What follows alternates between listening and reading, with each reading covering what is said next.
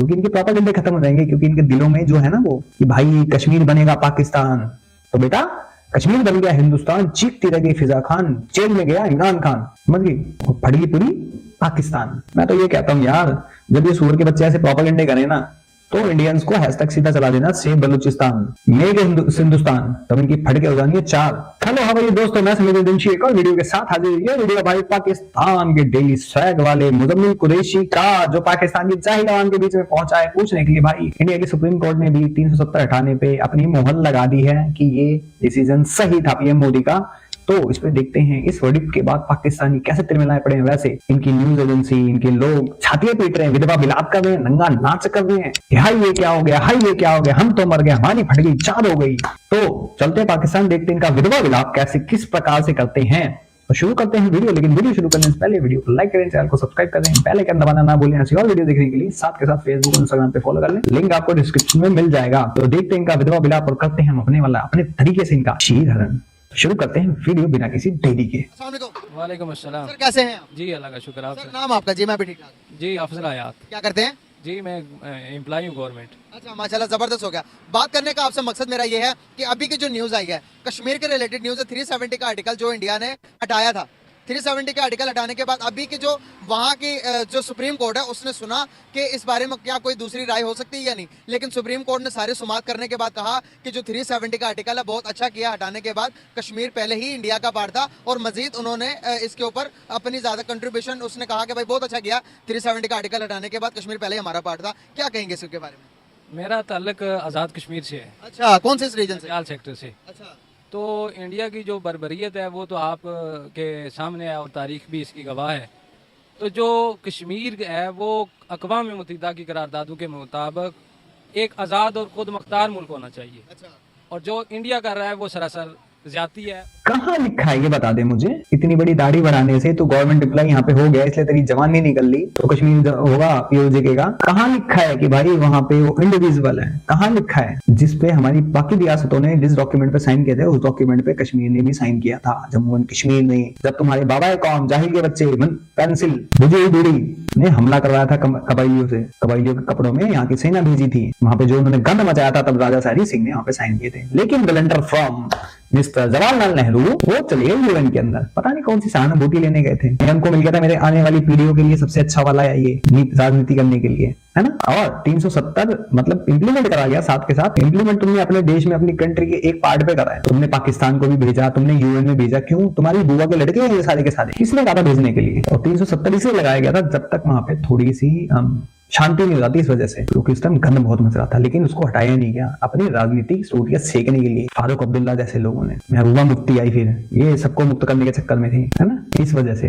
और यूएन में ये प्रॉपरली कहा गया है पाकिस्तान ने हमला करा है, हमलावर पाकिस्तान है ना कि इंडिया। और विवादित एरिया कौन सा है? पीओजे के गिलगित बल्तिस्तान, ना कि जम्मू एंड कश्मीर।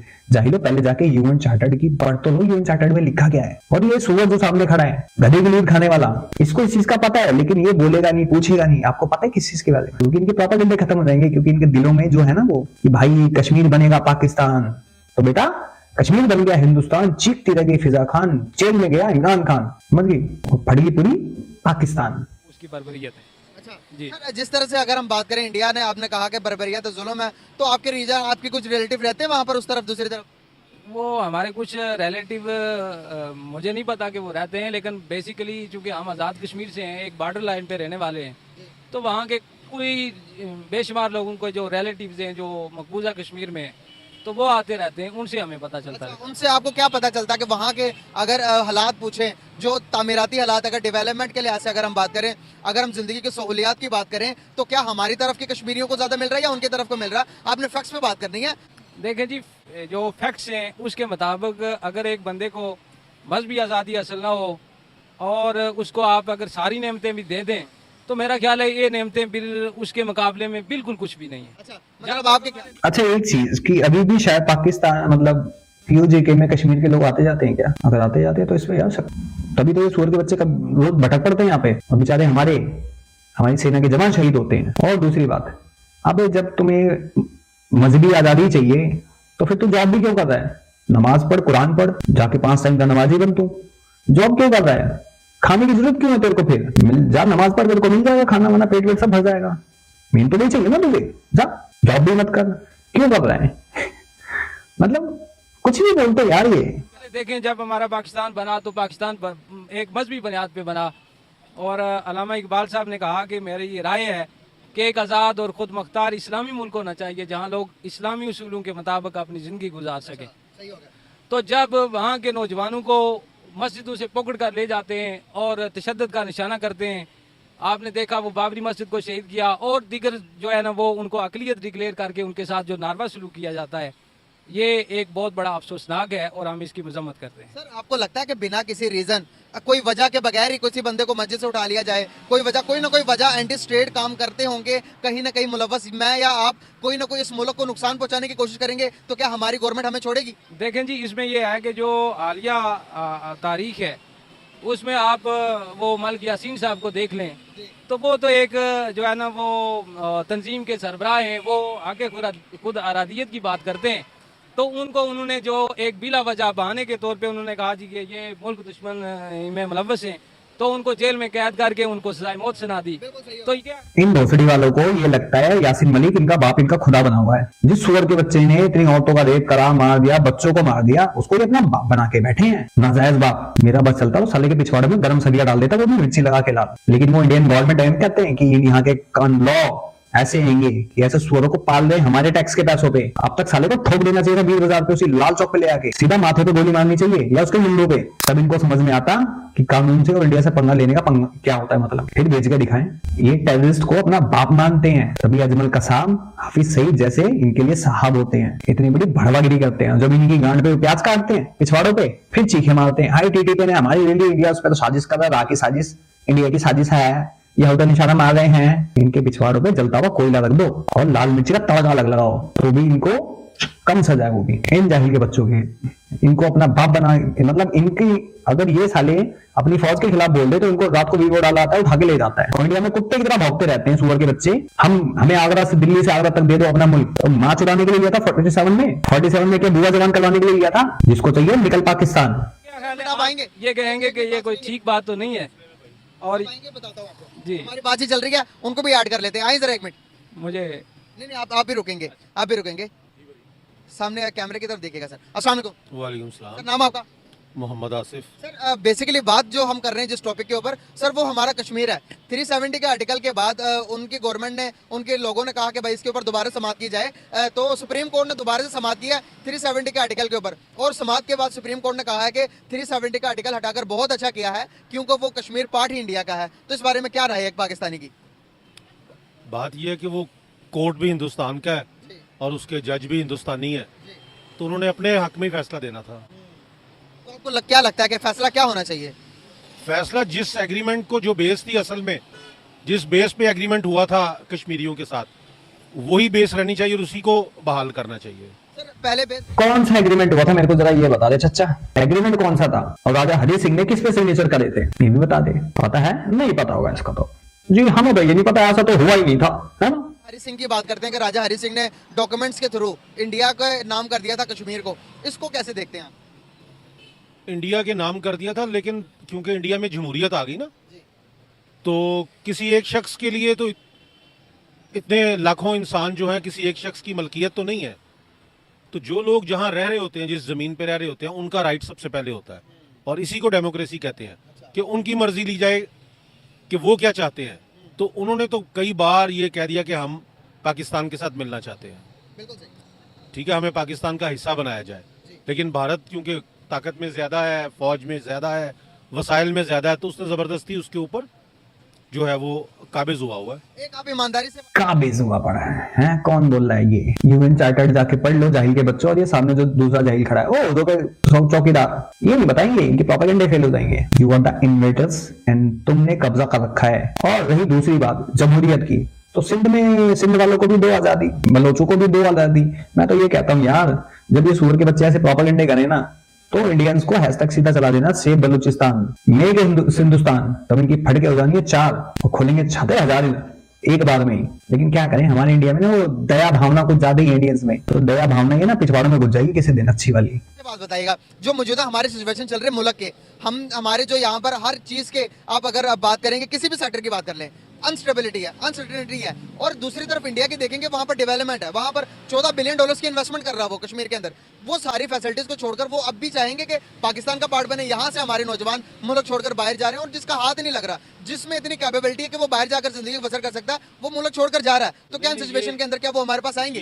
ये टॉपिक एक डिफरेंट है, जी, इस टॉपिक को आप उसके साथ जोड़ नहीं सकते, अच्छा, इसलिए कि अगर आप किसी जगह पे ज़हनी तौर पे पुरसुकून है तो आपके पास वहाँ पे खाने को 2 वक्त की बजाय 1 वक्त की रोटी है, तो आप फिर भी खुश रह सकते हैं।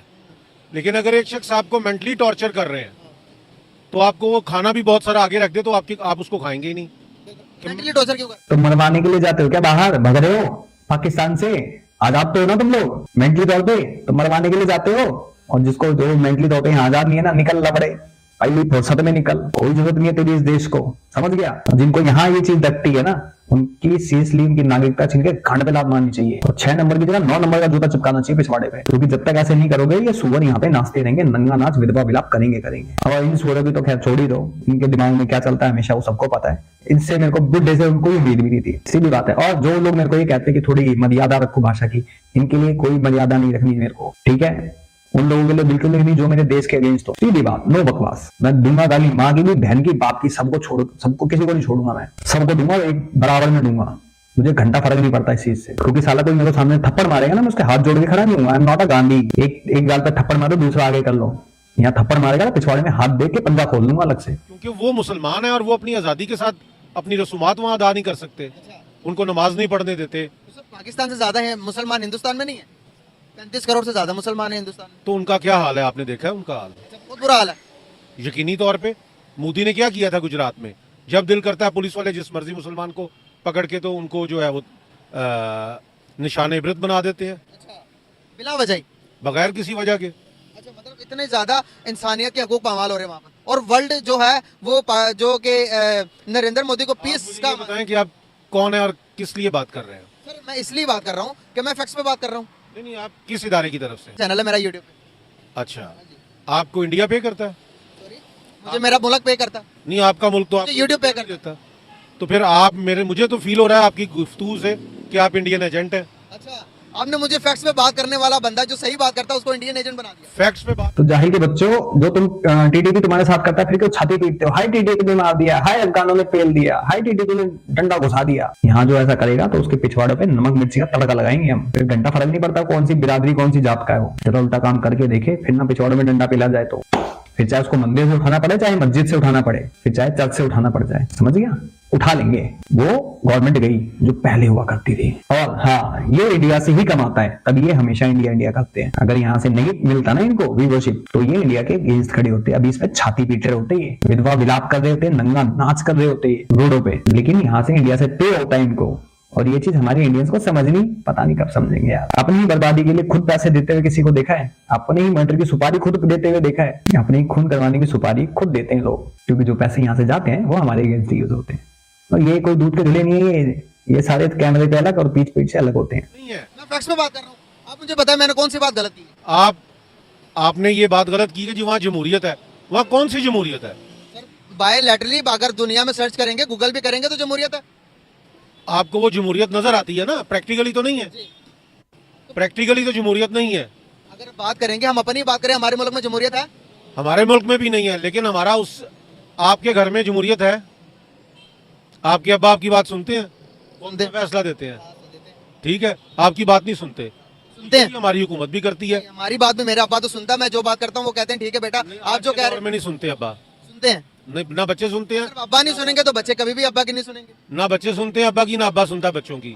जमाना तो ये आ गया है। सही हो गया। उसी तरह हमारी हुकूमत ना अवाम की सुनती है, ना अवाम हुकूमत की सुनती है। तो हम तो कंफ्यूजन में फंसे हुए हैं कि आप क्या करें। वहाँ पे भी यही हाल है। वो सिखों ने कितना एहतजाज किया था, कितने महीने एहतजाज किया उन्होंने सड़कों के ऊपर बैठ के पंजाब में, कि उनकी जो एग्रीकल्चर रिफॉर्म्स हैं वो उनको मंजूर नहीं है।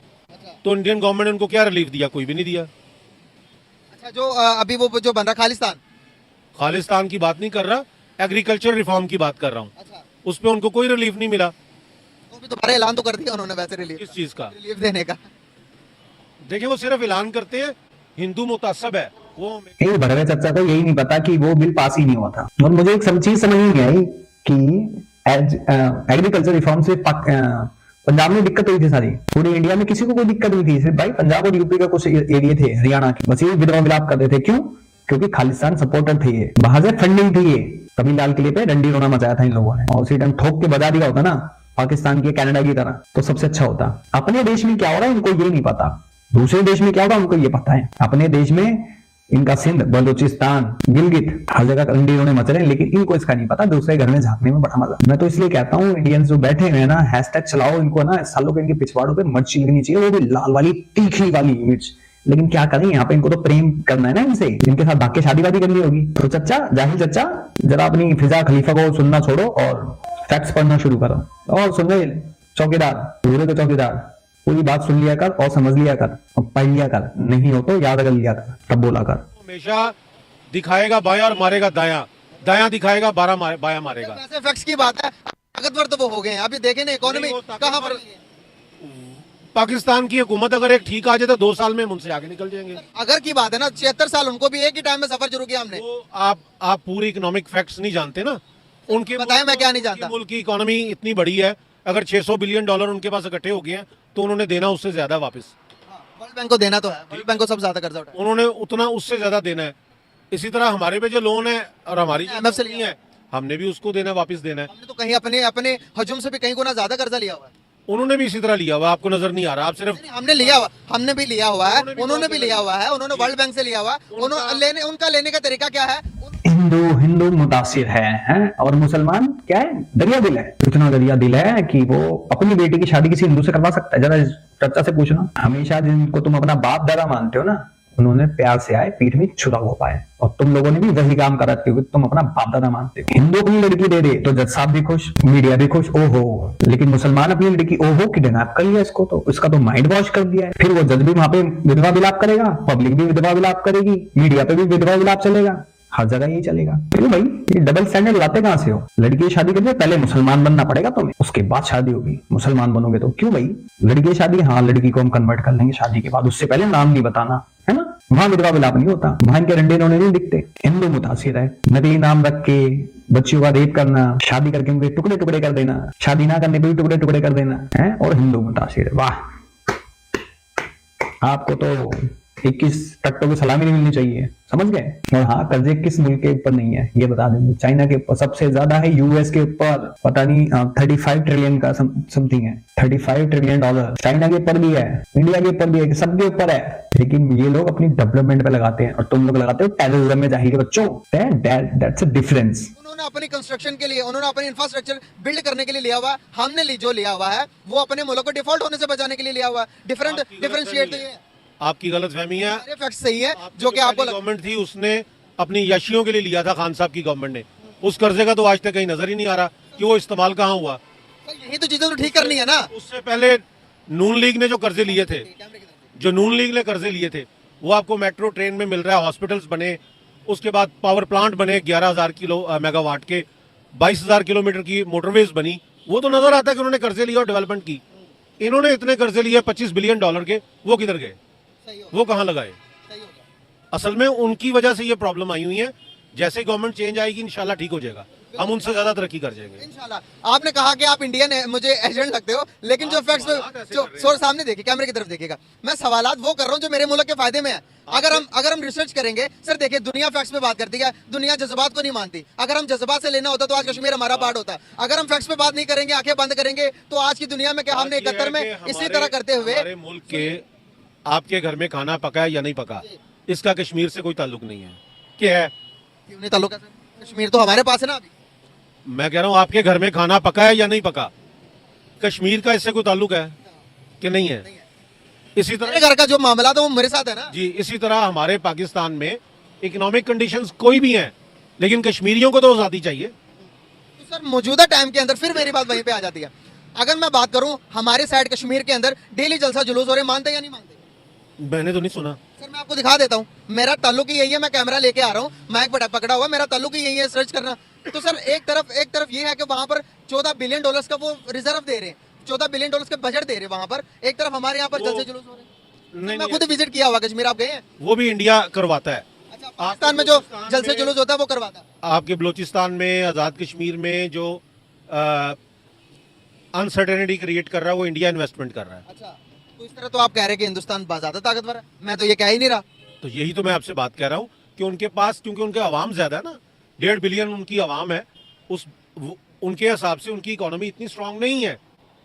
पाकिस्तान थोड़ी सी भी अपनी इकोनॉमिक कंडीशन बेहतर करता है तो हम उनसे ज्यादा स्ट्रांग हो जाएंगे। आप देखिए ना, उनके 1.5 बिलियन लोग हैं, वो 1-1 रुपया भी दें तो 1.5 बिलियन हो जाएगा। हम उसके मुकाबले में 24 करोड़ है, तो हमारे से वो 6 गुना बड़ी पावर है आबादी के लिहाज से भी। तो सर, हम अपनी जो चीजें तरक्की की तरफ लेके जाती है उस पर काम भी तो नहीं ना कर रहे, ना हम टेक्नोलॉजी पे काम कर रहे हैं, ना हम आईटी में काम कर रहे हैं। दुनिया सारी शिफ्ट होगी आईटी टेक्नोलॉजी। बात यह है कि जिस तरह मक्खी जो है ना वो मीठे पे आती है ना, इसी तरह शैतान जो है वो मुसलमान पे हमला करता है। अच्छा, वो इकबाल का शेर याद आ गया मुझे, आपकी बात से हंसी आती है मुझे, हसरत इंसान पर, गलती खुद करता है और इल्जाम शैतान को देता है। तो हर काम ही देखें, हजरत आदम अलैहिस्सलाम ने अल्लाह ताला से क्या कहा कि अल्लाह मुझे शैतान ने भगा दिया था, मैंने ये फल खा लिया, मुझे माफ कर दे। अल्लाह मियाँ ने क्या अच्छा कर दिया, लिहाजा इसके बाद आप कैसे और शैतान की क्या चाहेंगे। ठीक है, शैतान ने फिर हजरत मूसा अलैहिस्सलाम जब जा रहे थे खिज़र अलैहिस्सलाम के साथ, उसका भी कुरान पाक में जिक्र है, तो वो एक जगह पहुंच के कहते हैं कि हमें शैतान ने रास्ता पकड़ना बुला दिया, जहां मछली दरिया में जंप की थी वहां पे हमें शैतान ने रास्ता बुला दिया। भूले तो इंसान खुद था, लेकिन बुलाया शैतान ने, तो ये कुरान में इस्तेमाल हुआ लफ्ज। तो इसलिए हम मुसलमानों को, ईमान वालों के ऊपर शैतान आता है, बेईमानों के ऊपर शैतान नहीं आता। मुसलमान इसलिए ज्यादा करप्ट हैं कि शैतान हमें ज्यादा बहकाता है, उनको तो बहकाता ही नहीं है, वो तो शैतान के वैसे हिस्सेदार है। सर, वो शैतान के हिस्से में हैरान। शैतान का हिस्सेदार है। शैतान कौन?